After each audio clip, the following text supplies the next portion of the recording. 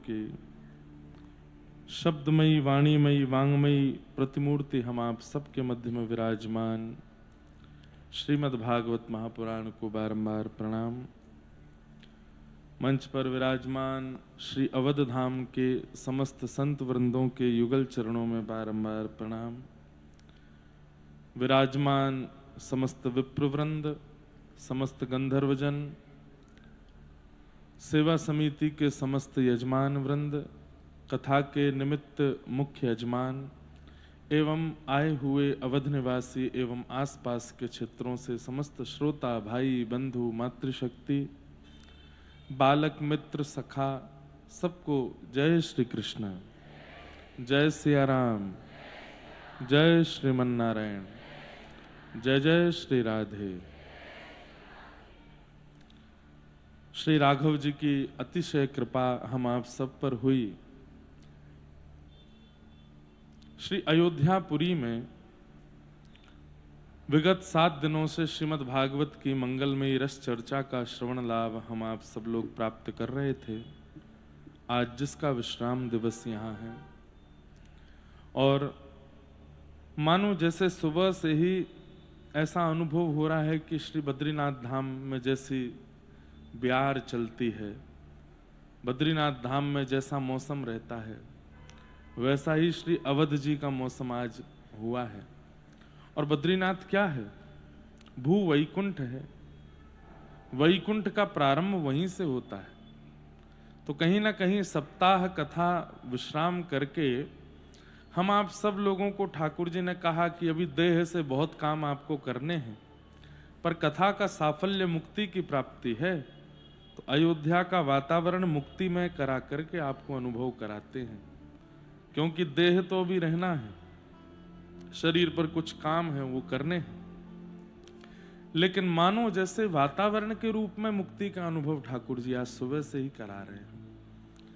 बहुत आनंद, बहुत सुख मिला श्री अवध धाम में।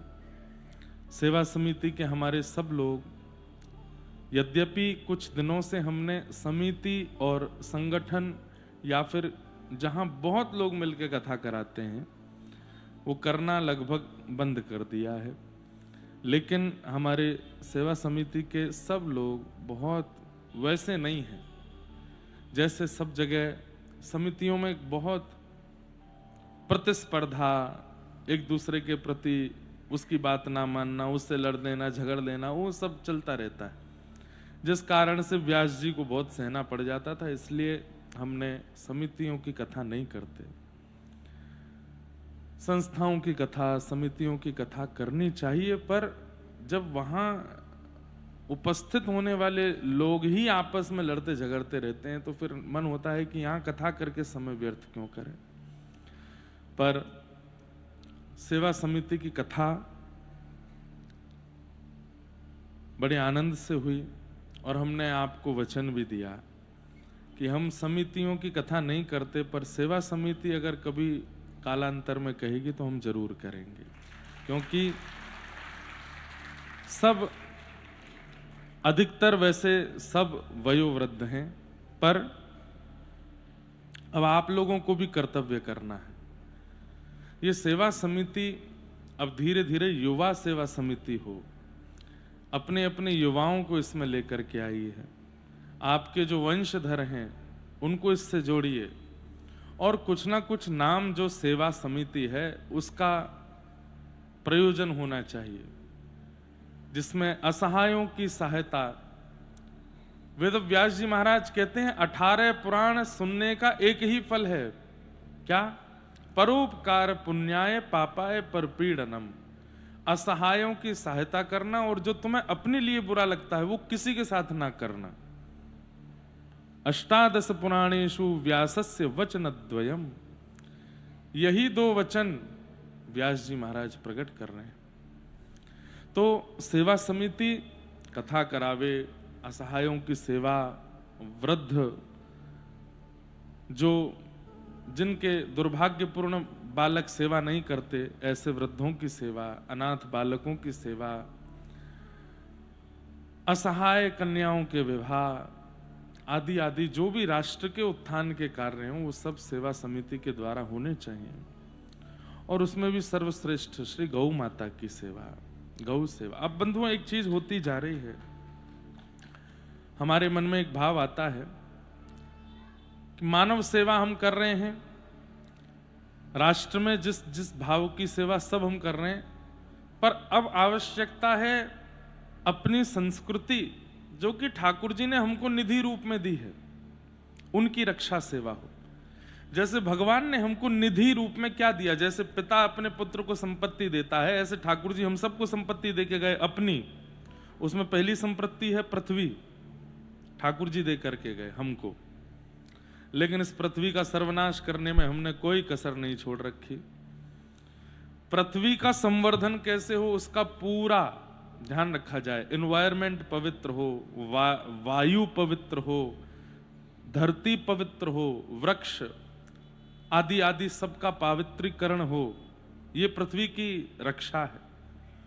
दूसरी निधि ठाकुर जी ने हमको प्रदान की यमुना, गंगा, सरजू आदि जैसी नदियां।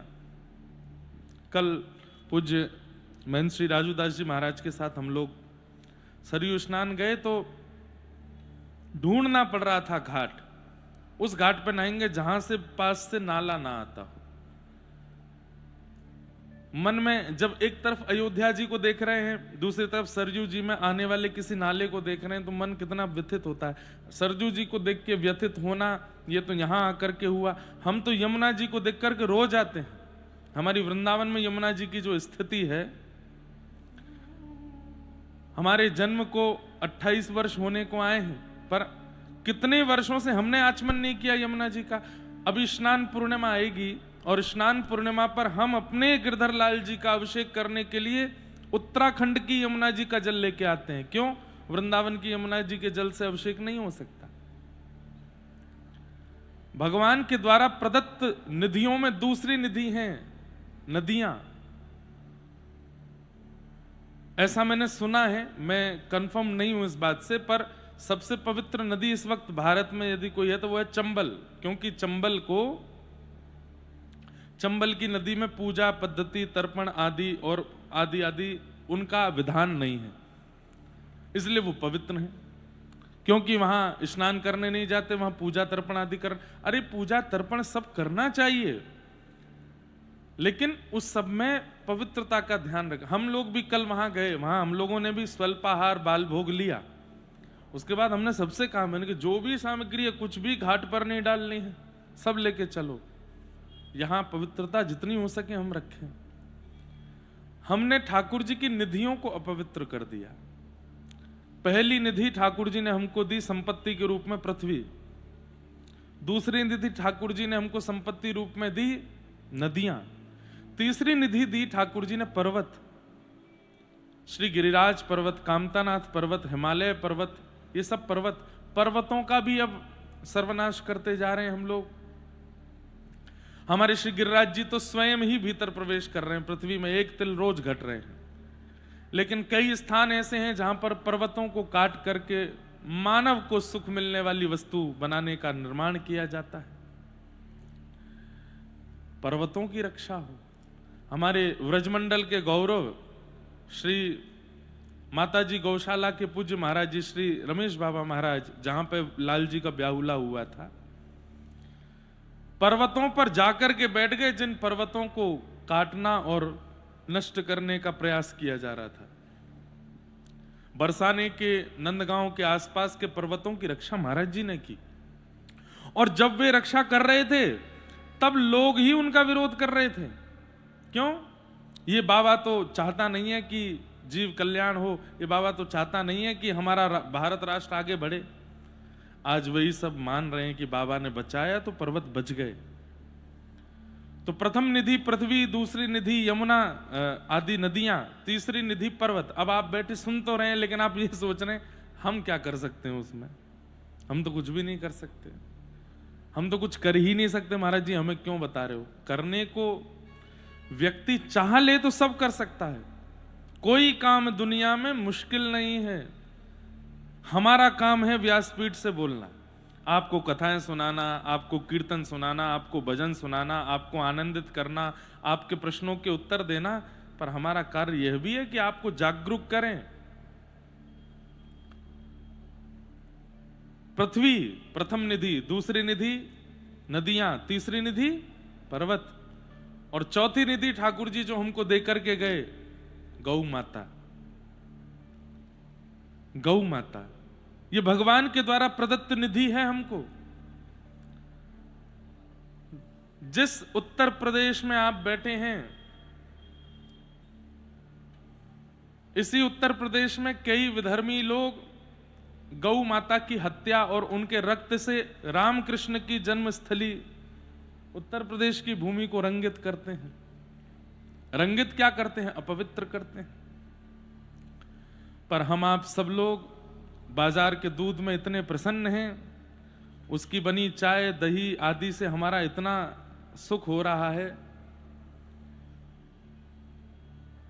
अगर हम सब लोग इतनी संख्या में सनातनी लोग ये प्रण ले लें कि हम बाजार का दूध नहीं लेंगे, हम सिंथेटिक दूध यूज नहीं करेंगे, हमको तो गौशाला का दूध ही चाहिए, और जब गौशाला में दूध नहीं मिलेगा उसके बाद हम सब लोगों के द्वारा मांग की जाएगी, तो सरकार को सोचना पड़ेगा कि भाई इतने करोड़ लोग ये संकल्प ले चुके हैं कि हम बाजार का दूध नहीं पिएंगे, गायों की रक्षा आवश्यक है।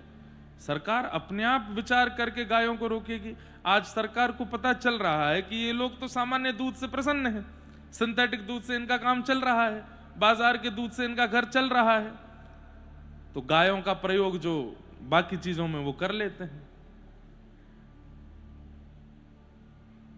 ऐसा नहीं। आप सबका एक मूवमेंट, सत्य बता रहे हैं, महादेव पर अभी श्रावण का महीना आएगा, कितनी जगह दूध चढ़ाया जाएगा, पर हमें ऐसा लगता है श्रावण में महादेव प्रसन्न नहीं हो रहे हैं हम लोगों से। क्यों? उन्होंने ऐसा दूध तो नहीं मांगा था जो हम चढ़ाने जाते हैं। वेद लक्षणा देसी गौ माता का दुग्ध मिलता ही नहीं है ठाकुर जी को। आज भारत के संत विचार करते हैं कि मंदिरों को भी वेद लक्षणा गैयाओं का दूध मिले। धीरे धीरे करके भारत के मंदिर गौवृत्ति होते जा रहे हैं।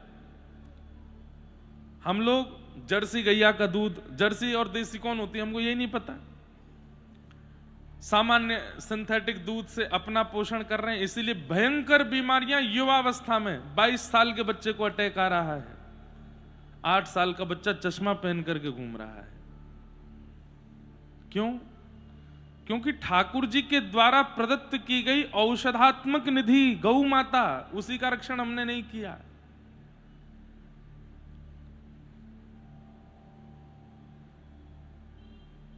पृथ्वी, नदियां, पर्वत, गौ, गोवी ही विप्रैश्य वेदैश्य सतीभि सत्यवादिभि अलुब्धा दानशीलश्च सप्तैते धार्यते मही। पृथ्वी को 7 लोग अपने ऊपर धारण करते हैं। उसमें सबसे पहला नाम क्या है? गौ। गोवी, गाय धारण करती है। दूसरा विप्र धारण करते हैं। तीसरा वेद धारण करते हैं। पृथ्वी जिन पर टिकी है। गोवी ही विप्रैश्य वेदैश्य सती भी, पतिव्रता नारी धारण करती है। सत्यवादी भी, सत्य बोलने वाला व्यक्ति धारण करता है। अलुब्धा, लोभ रहित व्यक्ति पृथ्वी को धारण करता है। दानशीलश्च, दान करने वाला व्यक्ति। ये 7 लोग पृथ्वी को धारण करते हैं और इन 7 में कटौती हो रही है। इसीलिए युद्ध चल रहे हैं जगह जगह। पृथ्वी का हनन होता जा रहा है, मानवता नष्ट होती जा रही है।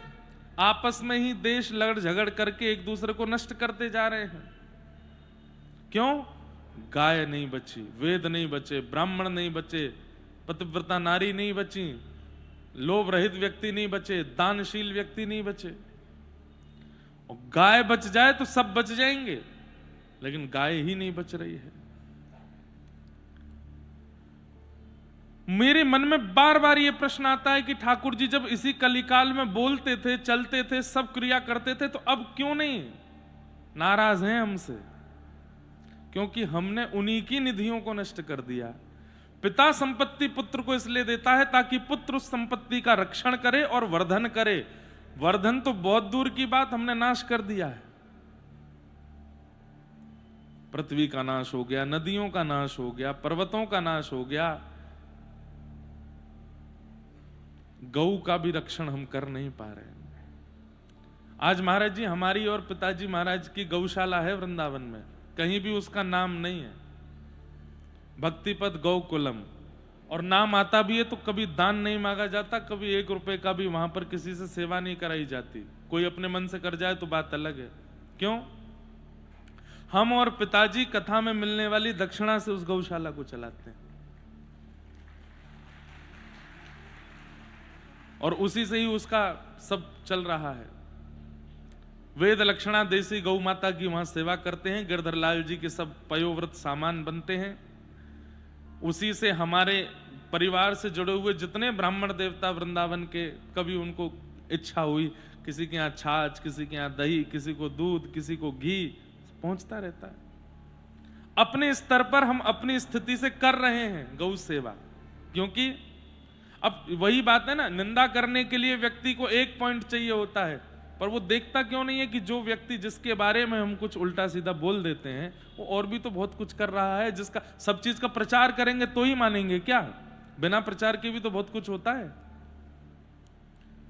हमारे पूज्य पिताजी महाराज वृंदावन में हैं तो हो ही नहीं सकता कि गौशाला ना जाएं। अपने सामने जाएंगे और सब्जी मंडी से खूब सारी सब्जी लेके जाएंगे, अपने हाथ से खिला के आते हैं। कहीं कोई वीडियो नहीं डालते, कहीं कोई फोटोज नहीं डालते। क्यों? सब प्रचार का विषय नहीं होता। ठाकुर जी के द्वारा प्रदत्त निधि है, उसकी रक्षा करना हमारा कर्तव्य है।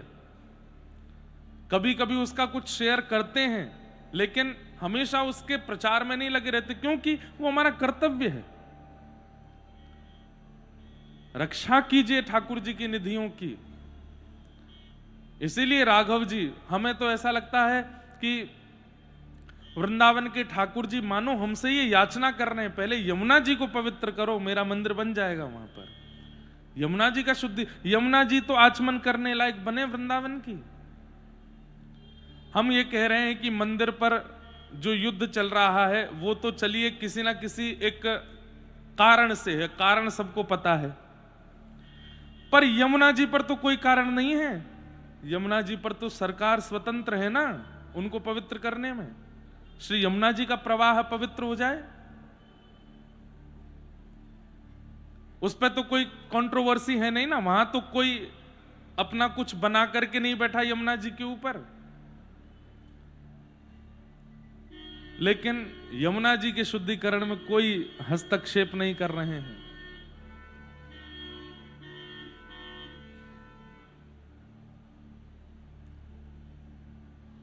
हमारे हिसाब से मथुरा की पहले यमुना जी पवित्र हो जाएं। यमुना जी आ जाएंगी ना, श्री यमुना महारानी है, यमुना पटरानी है। यमुना जी का आमंत्रण तो कीजिए, स्वागत तो कीजिए वृंदावन में। यमुना जी के आते ही ठाकुर जी चले आएंगे, दौड़े आएंगे, जन्मभूमि निर्मित हो जाएगी, अपने आप सबकी बुद्धि सम होती चली जाएगी और अपने आप निर्माण होता चला जाएगा। यमुना जी तो आए वृंदावन में। यमुना जी ही नहीं है तो ठाकुर जी कहते हैं मैं कहां रमण करूंगा, कहां वंशी बजाऊंगा, कहां विहार करूंगा। यमुना जी नहीं है। ठाकुर जी की निधियों को हमने नष्ट कर दिया, इसलिए ठाकुर जी हमसे नाराज बैठे। इनमें से जिसकी भी सेवा कर सको करना। पर आज हमारे कई सारे शिष्य वृंदावन में बिना हमसे पूछे, बिना हमारी आज्ञा लिए, बिना हमसे कोई बात किए जाते हैं यमुना जी का शुद्धिकरण करने के लिए। और मुझे बड़ी प्रसन्नता है कि वे जाते हैं, अपने आप जोड़ते हैं बच्चों को, लगेंगे यमुना जी में, जितनी पॉलिथीन डलती है किनारों पर, अब जो वो कर सकते हैं इतना वो करते हैं।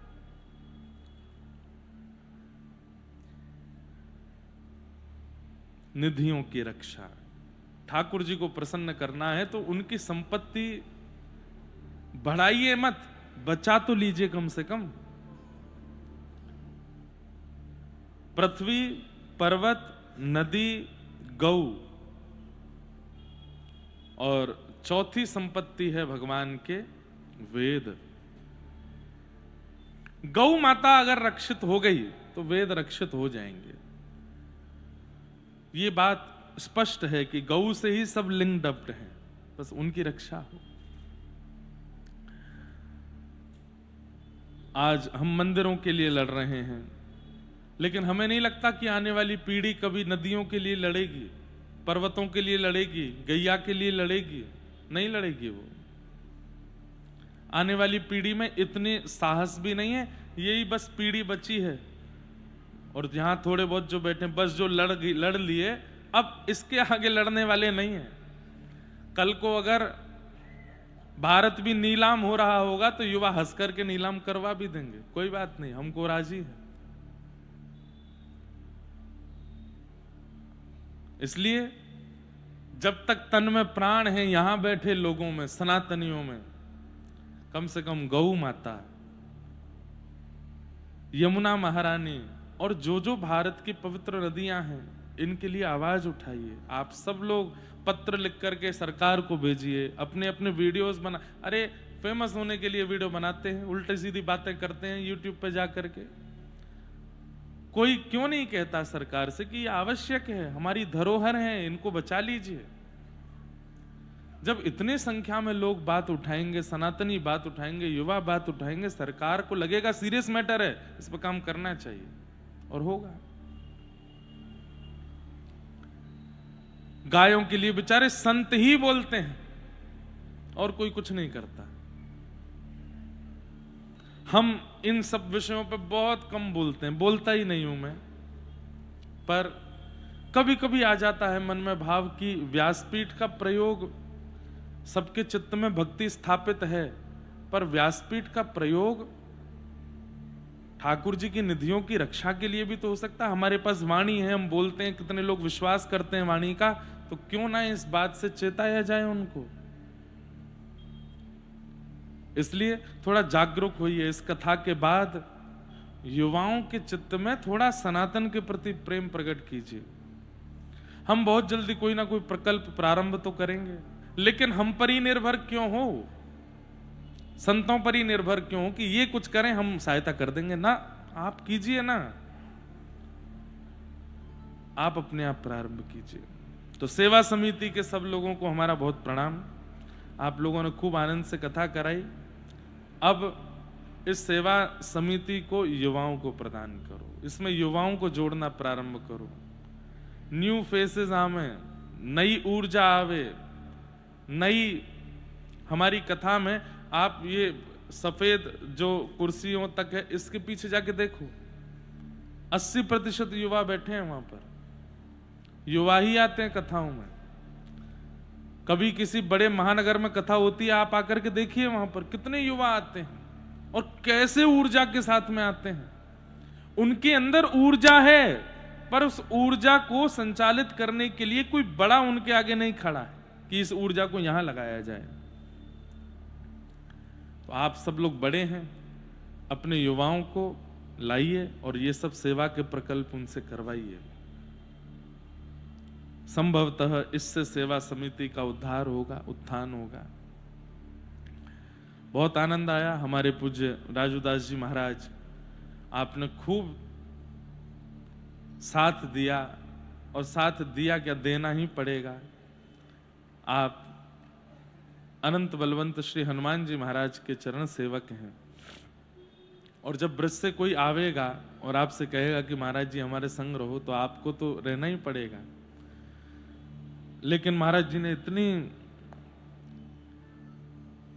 कृपा की हम सब ब्रजवासियों पर, हम जो यहाँ सब मंच पर विराज रहे हैं। अयोध्या में कई महापुरुषों से हमारा प्रेम है, लेकिन सब अपने कथा के कारण कहीं ना कहीं व्यस्त थे।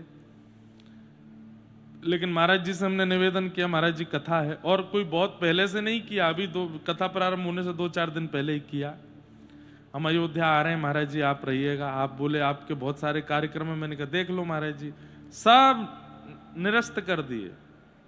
और निरस्त करने के बाद भी कई संसार के लोगों में एक स्वरूप होता है कि उसने तुम्हारे लिए जो किया वो बार बार बताता रहेगा।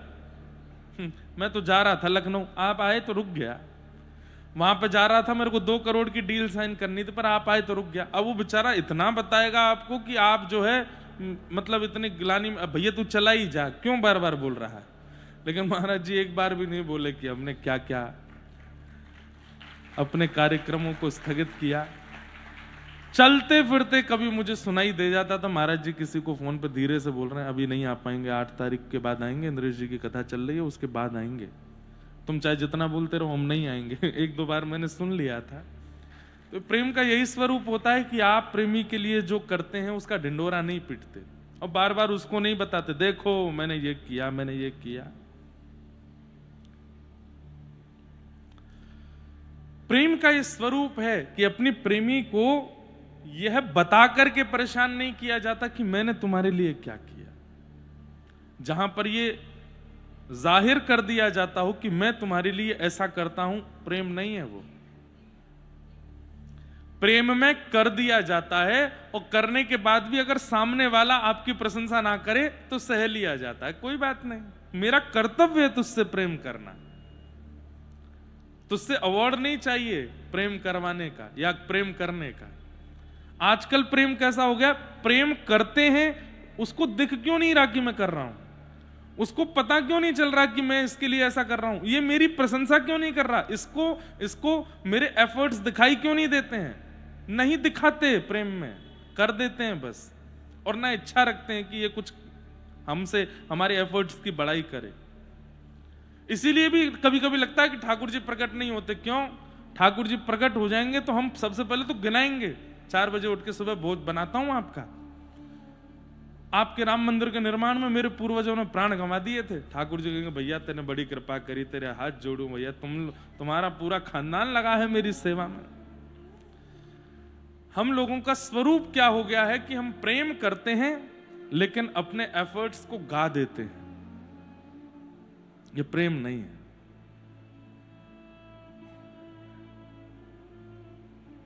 लक्ष्मण जी ने राघव जी के लिए क्या किया, ये लक्ष्मण जी ने कभी नहीं बताया।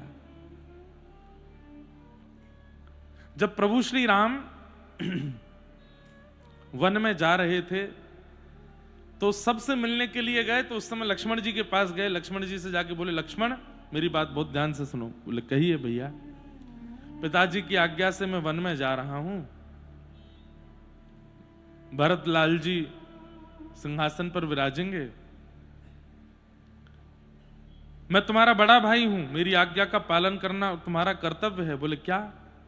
माताजी, पिताजी और संपूर्ण अयोध्या नगरी, इसकी सेवा, इसकी रक्षा का दायित्व मैं तुमको दे के जाता हूं, तुमको रहना है, सब करना है। राम जी ने खूब अपनी बातें कह दी। लक्ष्मण जी महाराज सुनते सुनते फिर अंत में जब राम जी शांत हुए तो लक्ष्मण जी कहते हैं, भैया मैं तो आपके साथ जाने वाला था। बोले बिल्कुल नहीं, तुम यहीं रहोगे, यहां रहकर के पिताजी, माताजी और पूरी अयोध्या नगरी का ध्यान रखोगे, और ये तुम्हारा कर्तव्य है। मैं तुम्हारा बड़ा भाई हूं, मेरी आज्ञा मानना तुम्हारा कर्तव्य है, धर्म है, नहीं मानोगे तो पाप लगेगा।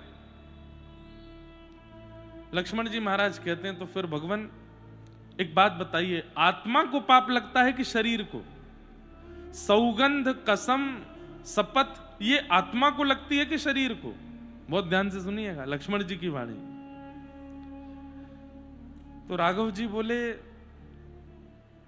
ये सब तो आत्मा, ये सब तो शरीर को लगता है, कसम लगना या आज्ञा का पालन करना या ना करना, ये सब तो शरीर का धर्म है, आत्मा तो पवित्र है, मुक्त है। तो लक्ष्मण जी बोले ठीक है, तो आप अयोध्या से एक चरण बाहर रखिए, शरीर आपकी आज्ञा का पालन करेगा, अवध में ही रहेगा, लेकिन आत्मा आपके साथ जाएगी। इस शरीर का त्याग करके आपके साथ चलूंगा, शरीर यहीं रहेगा मेरा, यहां से नहीं जाएगा। आपकी आज्ञा हो गई है, माताजी पिताजी अवधवासियों के बीच में ही रहेगा, लेकिन आत्मा नहीं रहेगी। प्राण हैं आप मेरे, मैं कैसे रह सकता हूं आपके बिना? तब राघव जी बोले ठीक है, तो फिर चलो। और लक्ष्मण जी गए। 14 वर्ष तक लक्ष्मण जी सोए नहीं। इस बात का खुलासा गोस्वामी जी ने किया, इस बात का वर्णन श्री वाल्मीकि जी ने किया, पर लक्ष्मण जी ने नहीं गाया कभी राम जी के आगे। मैं 14 वर्ष सोया नहीं हूं, मैं रात भर जागता रहता हूं, पहरेदारी करता हूं, मेरे भैया सुखी रहें, प्रसन्न रहें, ऐसा कभी लक्ष्मण जी गाए नहीं। लेकिन हम आप में से कोई अगर होता, आज का कोई व्यक्ति लक्ष्मण होता है, तो हो सकता है कि 14 वर्ष के बीच में ही गा करके दोनों भाइयों में कुछ ना कुछ लड़ाई झगड़े हो गए होते। प्राचीन भारत में भाई कितना प्रेम करते थे एक दूसरे से। राम लक्ष्मण का प्रेम देखिए, कृष्ण बलराम का प्रेम देखिए। चलो ये तो भगवान हैं, राक्षसों का प्रेम देख लो, रावण, कुंभकर्ण, हिरण्याक्ष, हिरण्यकश्यप, सब भाई एक दूसरे से प्रेम करते हैं। और आज अगर बाल्य मतलब माता पिता के यहां एक पुत्र ने जन्म लिया, 2-3 वर्ष बाद उनकी इच्छा होती है पुत्री हो, फिर से पुत्र होता है तो माता पिता चिंता में चले जाते हैं, बोले अब ये लड़ेंगे बड़े होके। स्वभाव बन गया है, भाई भाई एक दूसरे के साथ रह नहीं सकते। आप लोग विचार कर रहे हैं कितनी संकीर्णता से हमारी बुद्धि, हमारे विचार, हमारी आत्मा हमें नष्ट करती जा रही है।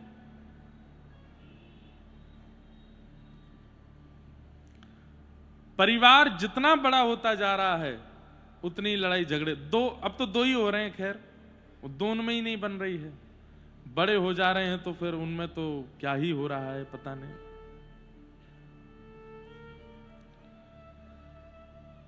तो प्रेम करिए। और ये भी एक कारण है कि भाई भाइयों में भी जो नहीं बनती है, उसके पीछे भी कारण यही है कि एक भाई एफर्ट करता है, दूसरे को गिनाता है कि देख मैंने ये किया, और इसी बात से उन दोनों में खटास आती है, लड़ जाते हैं। प्रेम का ढिंडोरा नहीं पीटा जाता, प्रेम कर दिया जाता है बस, बिना किसी क्रेडिट के, बिना किसी अवार्ड के, बिना किसी रिवॉर्ड के प्रेम किया जाता है।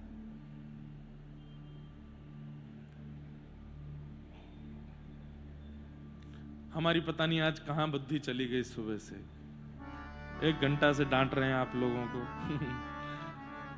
बोलो सियापति रामचंद्र की जय। अब कल ठाकुर जी का विवाह, वो सब जरूरी बातें याद रखिएगा। हाँ चलो अब आ जाते हैं वापस। भगवान का विवाह श्री रुक्मिणी जी के साथ में हुआ। और एक बात याद रखिएगा, लक्ष्मी सदा रुक्मिणी, लक्ष्मी सदा सीता जी वो नारायण की हैं, वो राम जी की हैं, वो कृष्ण की हैं। लक्ष्मी पर और किसी का अधिकार कभी नहीं हो सकता। लक्ष्मी का व्यय करने वाले 3 प्रकार के लोग होते हैं, ध्यान से सुनिएगा। लक्ष्मी को खर्च करने वाले 3 प्रकार के लोग, उत्तम, मध्यम, अधम। उत्तम व्यक्ति कौन? जो उत्तम व्यक्ति कौन? जो लक्ष्मी के प्रति पुत्री की भावना रखे। मध्यम व्यक्ति कौन? जो लक्ष्मी के प्रति मां की भावना रखे।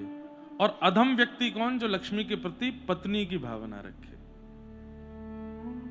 लक्ष्मी पत्नी कभी नहीं हो सकती आपकी। ये जो शब्द कहते हैं करोड़पति, लखपति, खरबपति, ना, इसमें उल्टा बोलना चाहिए, करोड़ दास, लाख दास, खरब दास। आप लक्ष्मी के पति नहीं हो सकते, लक्ष्मी के दास हो सकते।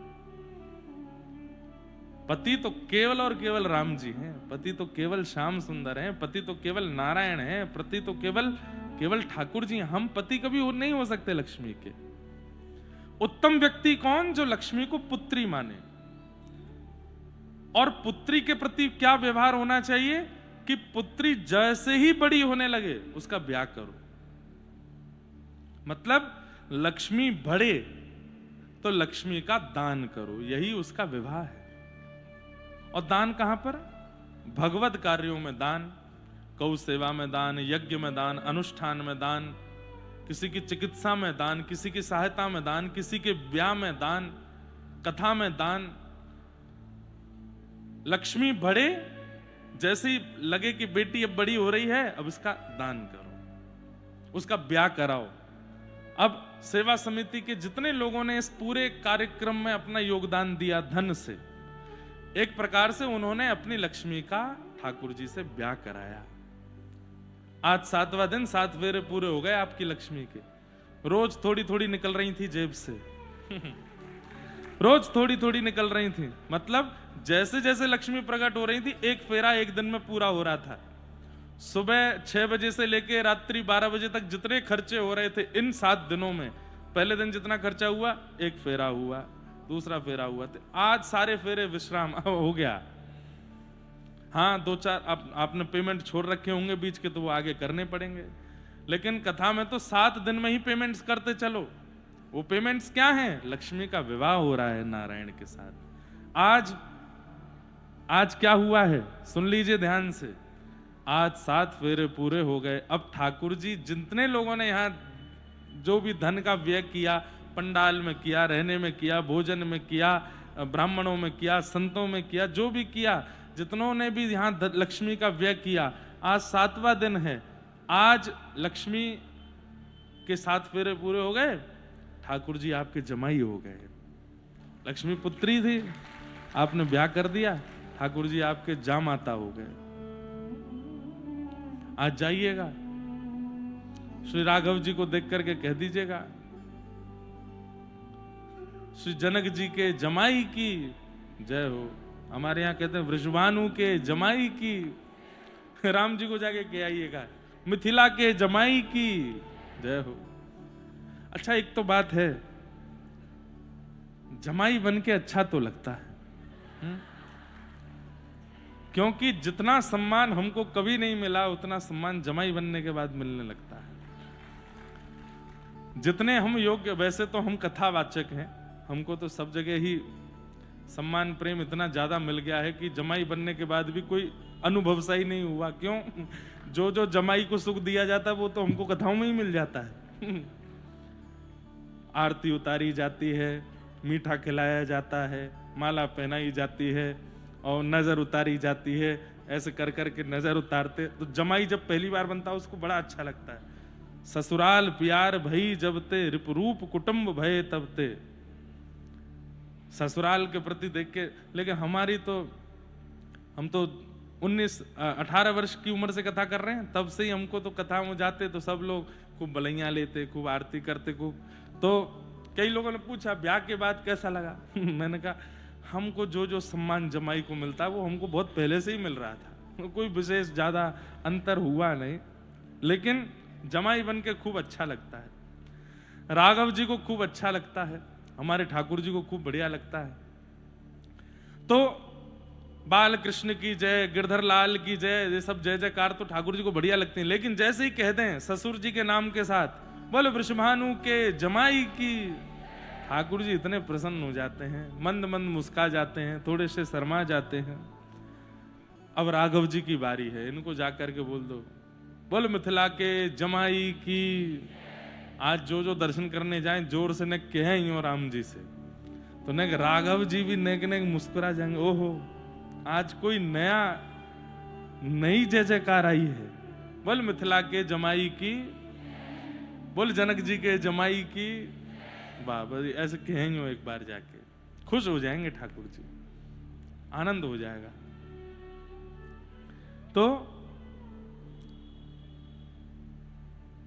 अब जमाई हो गए आपके ठाकुर जी। क्यों? आपने अपनी लक्ष्मी का व्यय किया इन 7 दिनों में। आज केवल सेवा समिति के लोग नहीं, जो यहां श्रोता सुनने आ रहे हैं, अब वो श्रोता अपने घर से चलते हैं, कोई बाइक से आया, कोई साइकिल से आया, कोई गाड़ी से आया, कोई प्लेन से आया, कोई ट्रेन से आया, कोई ऑटो से आया, खर्चा तो हुआ ना।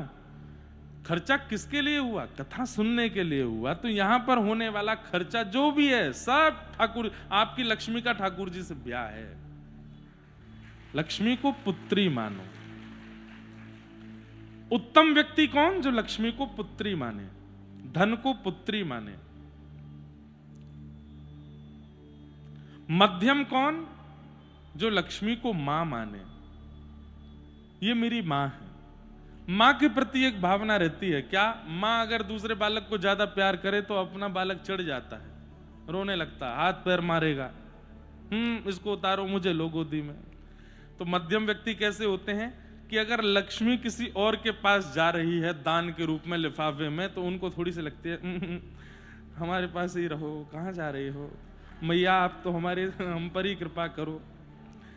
लेकिन फिर भी ये लोग दान कर ही देते हैं। जैसे माँ दूसरे के बालक को गोद में लेती है, अपना बालक चिढ़ता तो है, लेकिन तभी माँ क्या करती है, उसको भी गोद में लेती है। बोले देख ये छोटा भाई है, इसके प्रति ऐसे नहीं करते इसको, तो फिर वो बालक भी ठीक हो जाता है। वो कहता अच्छा माँ इसको भी मेरा वाला दूध पिला दो, इसको वो वाला बना के खिला दो, है। तो माँ के प्रति भी भाव थोड़ी बहुत शुद्ध तो रहता ही है। मन में जरूर आता है, जहां 1100 दे रहे होंगे वहां 500 देने लगेंगे। हाँ ये तो होता है, 2100 दे रहे होंगे वहां 1500 देने लगेंगे, थोड़ा 500 कम कर लो यार, अपने पास रखो, इतने क्या देने की आवश्यकता है? क्यों?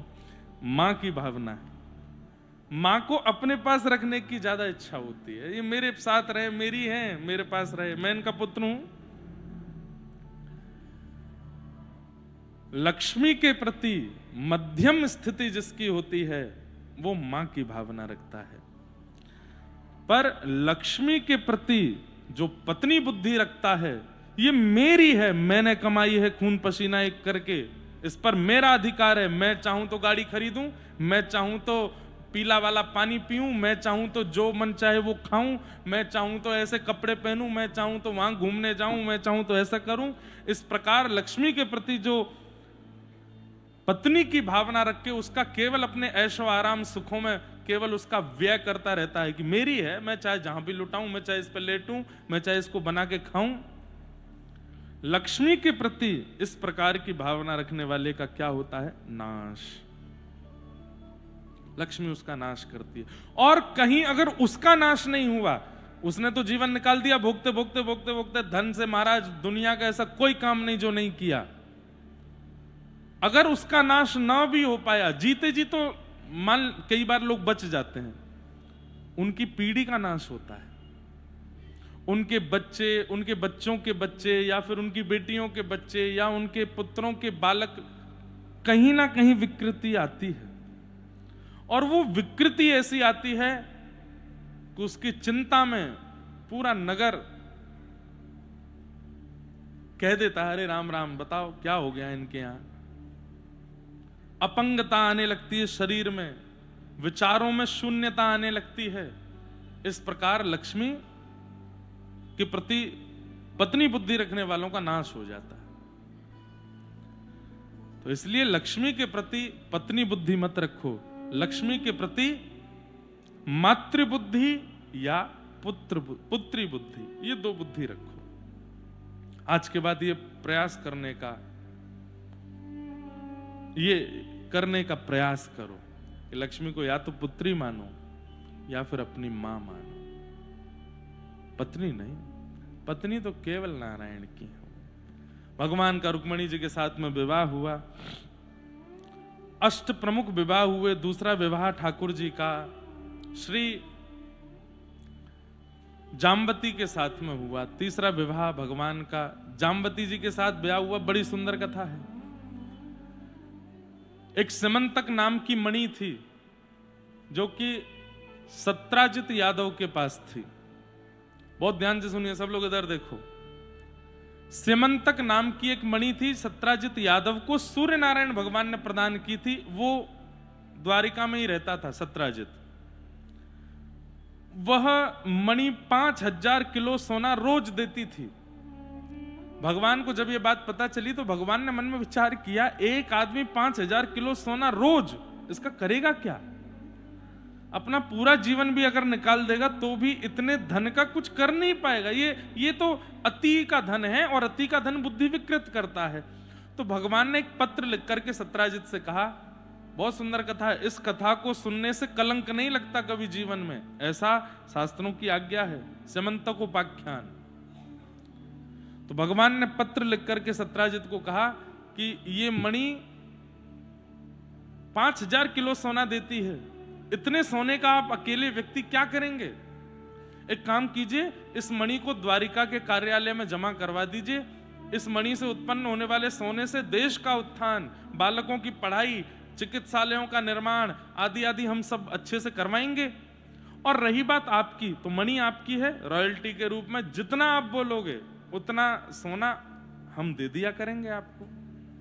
लेकिन 5000 किलो सोने का आप करोगे क्या? भगवान की बात भी ठीक थी, कोई बुराई नहीं थी बात में। लेकिन सत्राजित हंसने लगा, मेरी मणि, अब तो दृष्टि द्वारिकाधीश की भी पड़ रही है इस पर, नहीं दूंगा। भगवान बोले, आग्रह एक ही बार करना चाहिए, बार बार नहीं। ये आप लोग भी सीखिए, किसी के पीछे मत पड़ जाए कि भैया हम पे कृपा कर दो, नहीं नहीं ये तो कर दो, ये तो कर दो। नहीं, एक बार आग्रह करो, मान जाए तो अच्छा, नहीं माने तो होने दो जो हो रहा है। ठाकुर जी ने कहा ठीक है, कोई बात नहीं। सत्राजित का छोटा भाई था प्रसेन। प्रसेन ने एक दिन भैया से कहा, भैया जरा मणि दीजिए, मैं गले में पहन करके घोड़े पे बैठ के पूरी द्वारिका में घूम के तुम आऊं। सब लोग कहते हैं मणि दिखाओ मणि दिखाओ, थोड़ा दिखा के आता हूं सबको। जा दिखा के आ। मणि पहना दी, घोड़े पे बैठ करके घूम रहा था। पूरी द्वारिका के लोग अरे यही वो मणि है, 5000 किलो सोना देती। जैसे ही सत्राजित सबको प्रसेन दिखाते दिखाते थोड़ा वन की ओर गया तो वन में एक शेर ने प्रसेन को देखा और उसके गले की मणि देख करके शेर को लगा कुछ खाने वाली वस्तु है, आक्रमण करके उसका वध कर दिया। मणि शेर ने ले ली। थोड़ी दूर जाकर के एक रीछ ने शेर पर आक्रमण करके मणि रख ली और शेर का भी वध कर दिया। शेर का भी वध हो गया। क्या बता रहा था मैं? हाँ, शेर का वध हुआ। हाँ, तो प्रसेन से मणि शेर ने ले ली, शेर से मणि रीछ ने ले ली। लेकिन सत्राजित ने क्या किया? 5 दिन तक जब प्रसेन नहीं मिला, मणि नहीं मिली, तो सत्राजित ने पूरी द्वारिका में हल्ला कर दिया, मेरी मणि पर दृष्टि थी द्वारिकाधीश की। 5 दिन पहले इन्होंने पत्र लिखा था मुझे, मैंने देने से मना कर दिया। अगले ही दिन मेरा भाई मणि पहन करके निकला, तो निश्चित है, मुझे पूरा विश्वास है, द्वारिकाधीश ने मेरे भाई को पकड़ करके बंदी बना लिया है, मणि अपने पास रख ली है। भगवान को कलंकित कर दिया। भगवान पर कलंक लगा ये तो एक बात, लेकिन पूरी द्वारिका के लोगों ने विश्वास कर लिया, ये आश्चर्य की बात।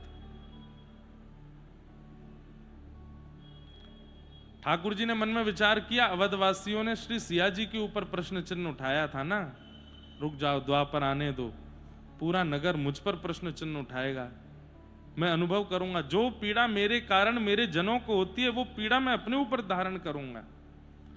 आज पूरा द्वारिका भगवान पर संशय कर रहा है। द्वारिकाधीश को देख करके द्वारिका के लोग कहते हैं, इतनी बड़ी सोने की नगरी बना दी, लेकिन लोभ नहीं गया, सत्राजित की मणि रख ली अपने पास छुपा करके। भगवान एक दिन मुस्कुराने लगे और उद्धव से बोले, उद्धव कैसा लग रहा है? उद्धव बोले, भगवान क्या बताएं, पूरी नगरी में आपकी निंदा हो रही है, आपने तो कुछ किया नहीं फिर भी हो रही है। बोले, यही संसार है, संसार के लिए मर मिटिए, कुछ भी कर दीजिए, कितना भी निर्माण कर लीजिए, कितना भी आप योग्य से योग्य भाव प्रकट कर दीजिए, लेकिन आपकी एक चूक और संसार पूछने भी नहीं आएगा कि आपने किया था क्या। उसको तो केवल बात बनाने में सुख मिलेगा। ठाकुर जी के ऊपर असंख्य आरोप लगा दिए गए, इन्होंने मणि चुराई है, ये ऐसे। अरे माखन चोर थे, अब माखन से मन नहीं भर रहा है, बड़े हो गए हैं तो मणि चुराने लगे हैं, धन चुराने लगे हैं, संपत्ति चुराने लगे हैं। ठाकुर जी के ऊपर संशय करने लगे सब। भगवान शांत रहे। बंधुओं, एक बात है,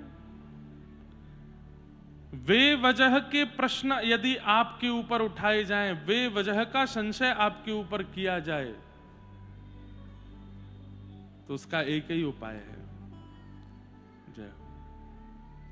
हमारे श्री राम मंदिर जिनका दर्शन हम आप सब लोग करके आनंदित होते हैं, ऐसे प्रभु श्री राम, भारत के गौरव, सनातन के गौरव, उन्हें श्री अवध में विराजमान करने में असंख्य योगदान रहे हैं, परंतु विशिष्ट रूप से जिनका योगदान रहा है, ऐसे श्री चंपत राय जी महाराज आज हमारे मध्य में पधारे हैं। उनका बहुत बहुत स्वागत, बहुत बहुत अभिनंदन। और श्री राम जी से प्रार्थना कि आप ऐसे ही प्रसन्न रहें, श्री राघव जी की सेवा में और उत्थान करते रहें। ठाकुर जी आपको खूब बल प्रदान करें। आज इतने सारे वैष्णवों को राम जी का मधुरतम दर्शन हो रहा है, आपका उसमें बहुत बड़ा योगदान है। ठाकुर जी से प्रार्थना आपको ऐसे ही बल प्रदान करते रहें। तो हम निवेदन कर रहे थे, अपनी बात को पूर्ण करें। स्यमंतक मणि अंतर ध्यान हुई, लेकिन सब लोगों ने संशय किया भगवान के ऊपर। बंधुओं, एक बात याद रखिएगा, यदि आपकी कोई गलती नहीं है, आपने कुछ गलत नहीं किया है, और दुनिया भर के लोग आपके ऊपर प्रश्न चिन्ह उठा रहे हैं या किसी प्रकार का प्रमाद विवाद कर रहे हैं, ठाकुर जी से सीखिए। गलती ना करने वाले का सबसे बढ़िया उत्तर क्या है? मौन। मौन रहो। क्योंकि जिसकी गलती होती है ना, और उस पर जब प्रश्न उठाया जाता है, तो वो अपनी गलती, मेरी गलती नहीं है, उसको साबित करने के लिए 1000 प्रमाण प्रस्तुत करता है। उत्तर सबसे ज्यादा वही देता है, प्रमाण सबसे ज्यादा वही देता है, मचलता सबसे ज्यादा वही है जिसकी गलती होती है। पर जिसकी गलती नहीं है वो प्रसन्न होकर शांत बैठा रहता है। उसको पता है कि मैंने कुछ किया नहीं, ये सब असत्य संभाषण कर रहे हैं, मुझे उत्तर देने की क्या आवश्यकता। ठाकुर जी भी मौन बैठे थे। उद्धव, करने दो, देखो तो सही, जिन्होंने मुझे माला पहनाई, जिनकी मेरी वजह से पूरी द्वारिका आज नगरी, यहां सोने की नगरी में रहते हैं सब लोग, लेकिन मेरे प्रति उठने वाले एक प्रश्न पर इन लोगों को बिल्कुल भी चिंता नहीं हुई, संशय करने लगे मेरे ऊपर। ये संसार है, ऐसा ही होता है ये। और एक बात बोलूं, ये स्थिति आज नहीं तो कल, कल नहीं तो परसों, परसों नहीं तो अगले दिन, पंडाल में बैठे, मुझसे बैठे पीछे तक हर व्यक्ति के साथ ये होगा कि आपने कुछ नहीं किया होगा, पूरी दुनिया आप पर प्रश्न चिन्ह उठा रही होगी। दुनिया की ना भी बात मानो, पत्नी आपके ऊपर संशय कर रही होगी, बच्चे आप पर संशय कर रहे होंगे, परिवार के लोग आप पर संशय कर रहे होंगे। ये संशयात्मक अग्नि सबके जीवन में आती। 5 अग्नि आती हैं जीवन में। एक रोग की अग्नि आती है, रोग ऐसा आता है कि आप विचलित हो जाते हैं। एक अपयश की अग्नि आती है, संसार के लोग आप पर गलत झूठे इल्जाम लगाने लगेंगे। और संसार में अगर आप एक्टिव नहीं हो तो परिवार के लोग, पत्नी, बच्चे, ताऊ, चाचा, पिताजी आदि आदि आदि, ये सब ये आपके ऊपर संशय करेंगे। तो पहली अग्नि जीवन में आती है स्वास्थ्य को लेकर के, मतलब स्वास्थ्य बिगड़ेगा, उससे निकल जाओगे, कुछ समय बाद फिर अपयश की अग्नि आएगी, आपके ऊपर संशय किया जाएगा। तीसरी अग्नि जीवन में आती है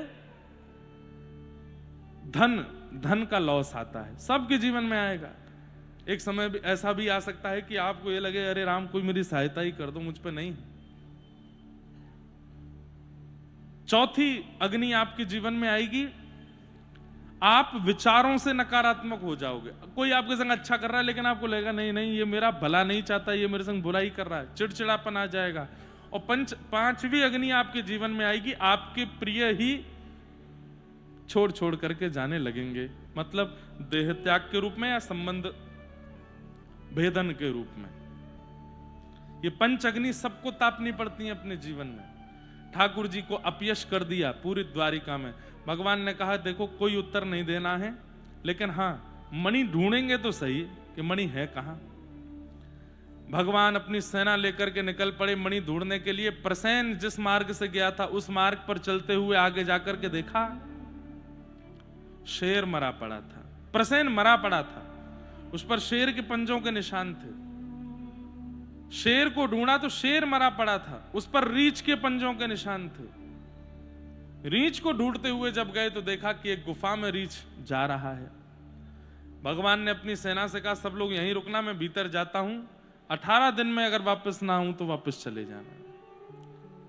19 दिन तक भगवान का उस रीछ के साथ युद्ध चलता रहा। सेना तो वापस लौट करके चली गई। 19वें दिन जब उस रीछ की नस नस ढीली पड़ गई, पसीना पसीना हो गया, चरणों में गिर गया व्याकुल होकर के, महाराज क्षमा करिए, कौन है आप? तब भगवान ने कहा हम योगेश्वर कृष्ण हैं, द्वारिकाधीश हैं। लेकिन भैया ये बताइए 18 दिन तक मेरे बल को सहन करने की सामर्थ्य दुनिया में किसी व्यक्ति में नहीं है, आप कौन हैं जो 19 दिन तक मेरे बल को सह रहे थे? तब उस रीछ ने हाथ जोड़ करके कहा भगवान मैं जामवंत हूं, मैं अमरत्व को प्राप्त हो गया हूं। सतयुग में भी मैं था, जब वराह भगवान प्रकट हुए तो मैंने पृथ्वी की 3 परिक्रमा की थी। त्रेता में तो मैं राम जी की पूरी सेना में था ही, द्वापर में भी मेरा स्थान है। भगवान ने तुरंत हृदय से लगा, रे जामवंत जी बड़े मंगलमय दर्शन हुआ, हमको नहीं पहचाने आप? बोले भगवान आपके दर्शन के लिए तो मैं तरस रहा था, लेकिन बड़ी कृपा हो गई कि आप स्वयं चल करके कुटिया पर आए हैं। मैं क्या सेवा करूं आपकी, कृपा करके बताओ। भगवान बोले अरे ये मणि हमको दे दो भैया, इस मणि के कारण पूरी नगरी में हम पर लांछन लगा दिया गया है कि हमने ये मणि चुरा ली है। और सुनो, गवाही के रूप में या तो तुम चलो या किसी को अपने परिवार से भेज दो, जो जाके बता दें कि भाई मणि तुम्हारे पास थी, मेरे पास नहीं थी, ये मणि लेने आए हैं। तो श्री जामवंत जी मैं तो बहुत वयोवृद्ध हो गया हूं, मैं तो नहीं जाऊंगा, मणि दे देता हूं और गवाही के रूप में अपनी पुत्री दे देता हूं। ठाकुर जी बोले हाँ हाँ जल्दी। बोले सुनिए, गवाही के रूप में ले जा रहे हैं, कृपा करके ब्याह कर लीजिए इनसे, मेरी पुत्री से ब्याह कर लो। भगवान बोले एक कलंक हटेगा दूसरा कलंक लगेगा, कि इनको इतने मानवों में ये भालू की बेटी मिली थी ब्याह करने को।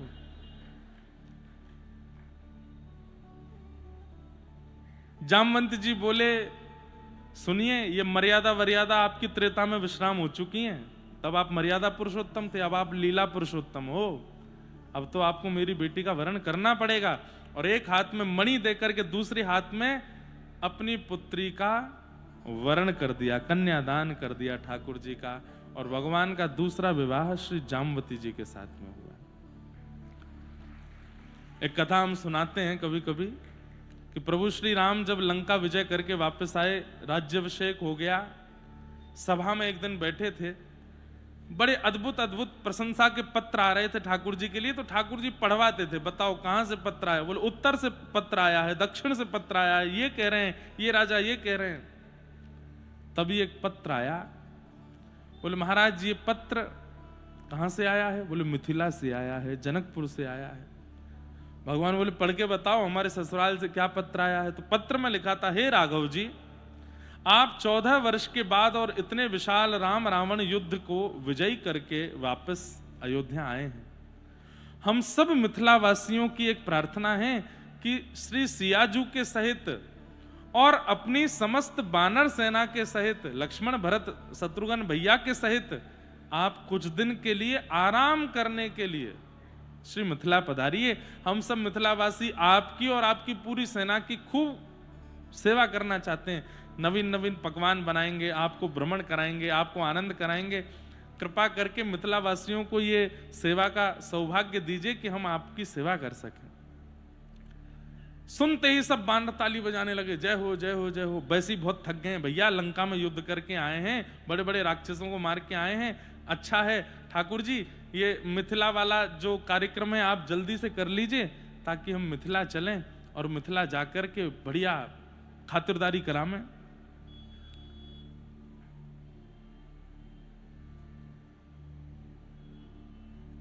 ठाकुर जी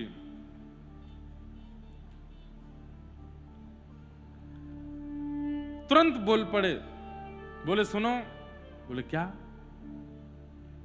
हम जाएंगे, सिया जी जाएंगी और कुछ विशिष्ट जन जाएंगे, इतनी सारी सेना को लेके नहीं जाएंगे हम। आप बानर लोग तो अयोध्या में ही रहिए, हम लोग जाएंगे। ज्यादा लोगों को ससुराल नहीं ले जाएंगे हम, ससुराल है नाक की बात है।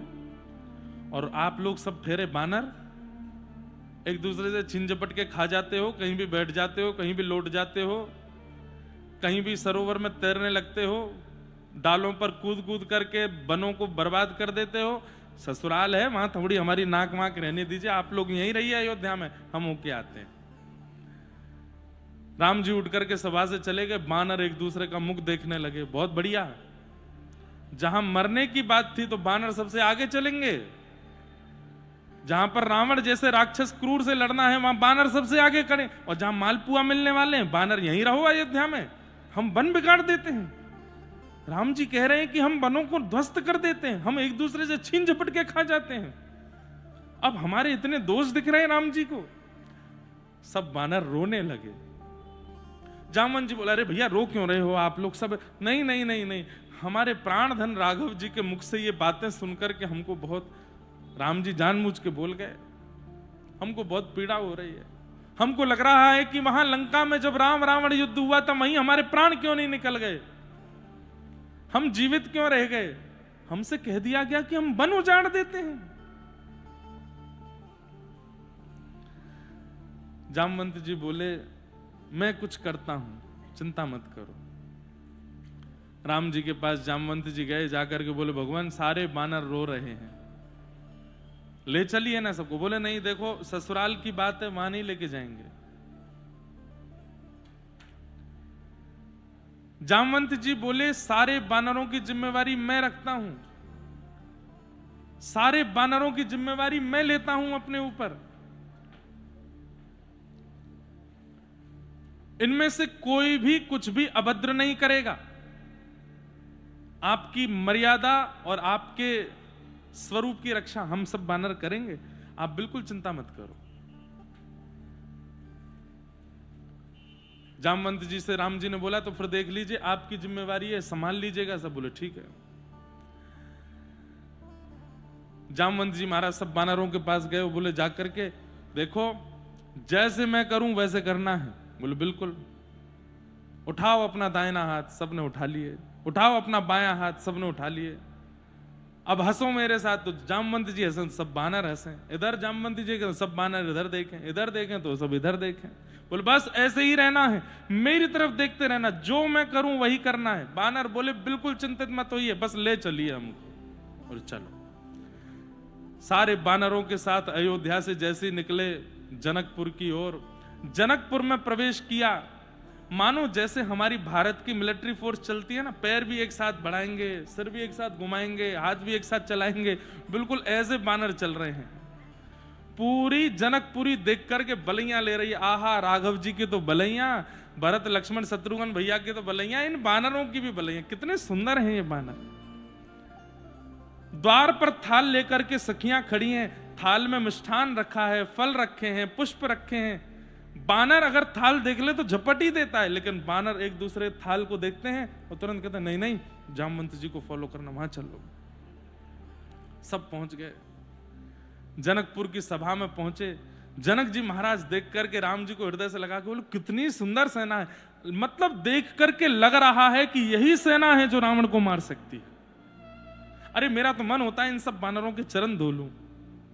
राम जी जामवंत जी को देख रहे हैं, बहुत कृपा आपकी, हमारी नाक बचा रखी है अभी तक आपने। जामवंत जी बोले टेंशन मत लो, आप तो ऐसा करके जाएंगे पूरी जनकपुर वाहवाही करेगी।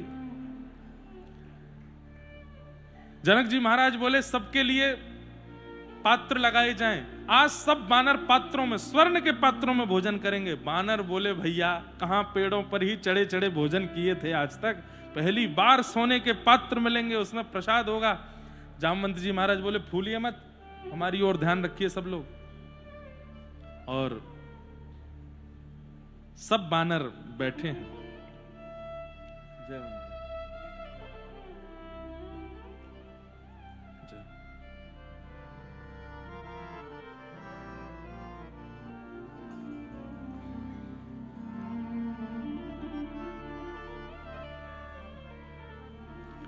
पाटे लगाए गए, थाल लगाए गए, बानर सब बैठे हैं। लेकिन जामवंत जी सबको कहते हैं फूलो मत, इधर देखते रहो सब लोग। सामग्रियां परोसे गई, कड़ी है, दाल है, चावल है, पूड़ियां हैं, खीर है, मालपुआ है, रबड़ी है, गुलाब जामुन है। बानरों के मुख से तो महाराज पानी टपक रहा, लेकिन देख रहे हैं जामवंत जी को। फल परोसे गए, सेब है, अनार है, अंगूर हैं, आम हैं। सब परोसने के बाद जनक जी महाराज ने कहा सभा से प्रार्थना है प्रसाद पाना प्रारंभ करें। राम जी मंच पर बैठे थे, वो भी प्रसाद पा रहे थे, नीचे सब बानर बैठे थे। बानर सब देखें जामवंत जी की ओर, तो जामवंत जी ने सबसे फल की थाली में से सबसे पहले आम उठाया। सब बानरों ने एक साथ आम उठाया। जामवंत जी घुमा घुमा के देखें तो सब बानर भी घुमा घुमा के देख रहे हैं। जामवंत जी ने जैसे ही आम को दबाया तो सब बानर दबाने में, तो जामवंत जी की गुठली निकली तो बानर बोले ऐसे दबाना है कि हमारी भी गुठली निकले, और सब बानर लगे हैं दोनों हाथों से दबाने में। जामवंत जी की तो गुठली निकली, सब बानरों की भी गुठली निकली। बोले अब क्या करें? जामवंत जी गुठली को देख के बोले कुंभकर्ण निकल के नहीं भाग सकता इन हाथों से, रावण निकल के नहीं भाग सकता अगर मेरी चपेट में आ जाए, और तू गुठली जामवंत के हाथ से निकल के भाग गई। रुक, तुझे बताता हूं। उछल करके जैसे ही गुठली पकड़ने लगे, बानर बोले उछलो गुठली पकड़ो अपनी अपनी, और सब बानर गुठली पकड़े महाराज। अब तो उपद्रवी जो होते हैं ना, ऊधमी जो होते हैं, उनको एक मौका चाहिए होता है, बस एक मौका मिलते ही महाराज एक दूसरे की थाली पर कूदें, यहां से खीर उठावें, यहां से कड़ी उठावें, पूड़ी उछालें। जनकपुर की पूरी सभा महाराज सब्जी मंडित हो गई। आका ऊपर झूमरों पर महाराज कड़ियां टपक रही हैं। जनक जी महाराज की पूरी पोशाक बिगड़ गई और राम जी सिर झुका खड़े। इसीलिए नहीं ला रहा था इन लोगों को। राम जी ने नीचे नजर करके, जामवंत जी राम जी की ओर देख रहे, नेत्रों से आंसू, हाथ कांप रहे, बोले भगवान क्षमा करो। राम जी ने जब जामवंत जी की ओर देखा तो बोले हम इसीलिए मना कर रहे थे। बोले भगवान क्षमा कर दो, मैं क्या करूं, ये तो मैं तो गुठली पकड़ रहा था। बोले क्यों पकड़ रहे थे? लेकिन श्री जनक जी महाराज के मन में आया कि राम जी बड़े संकोच में चले गए हैं, इनका संकोच मुझे दूर करना चाहिए। जनक जी गए और राम जी को हृदय से लगा के बोले मैं बहुत प्रसन्न हूं, मैं तब से यही तो सोच रहा था, बानर नगर में आए, पता ही नहीं चल रहा है कि बानरों का आगमन हुआ है, अब ये आनंद हो रहा है, मुझे बड़ी प्रसन्नता है। अरे विजय का तो उत्सव होना चाहिए, उत्सव ऐसे बैठ के थोड़ी होता है, उत्सव तो ऐसे ही होता है।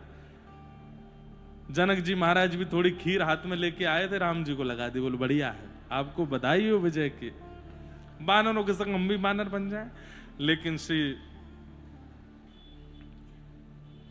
जनक जी और राघव जी को हृदय मिलता देख दूर खड़े हुए श्री जामवंत जी सोचने लगे, मुझे कब ऐसे हृदय से लगाएंगे ठाकुर जी, मैं भी जैसे श्री जनक जी महाराज ससुर हैं राम जी के, मुझे भी ये सौभाग्य कभी मिल पावे, मेरा भी कोई संबंध